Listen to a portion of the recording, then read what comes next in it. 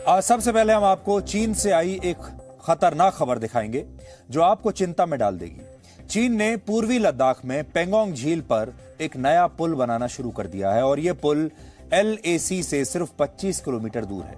हालांकि यह पुल चीन अपने कब्जे वाले इलाके में बना रहा है, लेकिन इससे यह साबित जरूर होता है कि गलवान के सैन्य संघर्ष के बाद चीन चुपचाप बदला लेने की तैयारी कर रहा है और आजकल पूरी दुनिया का ध्यान रशिया और यूक्रेन के युद्ध पर है। और हम भी शायद ये सोचने लगे थे कि चीन अब शांत बैठा होगा, लेकिन सच्चाई यह है कि चीन शांत नहीं बैठा है और लगातार भारत पर हमले की तैयारी कर रहा है।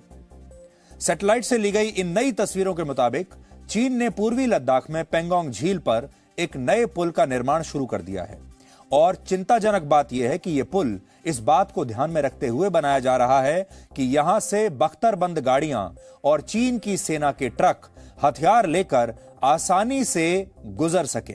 और ये कहां गुजरेंगे आप सब जानते हैं, ये सब आएंगे भारत की ओर इस पुल से गुजरते हुए।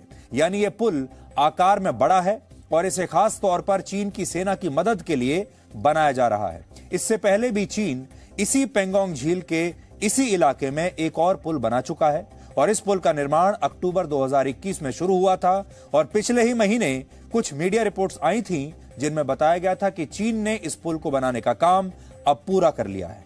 हालांकि यहां खबर यह पुल नहीं है, बल्कि खबर यह है कि चीन ने यह पुल पेंगोंग झील पर इसलिए बनाया ताकि वो इसकी मदद लेकर यहीं पर एक और पुल का निर्माण कर सके।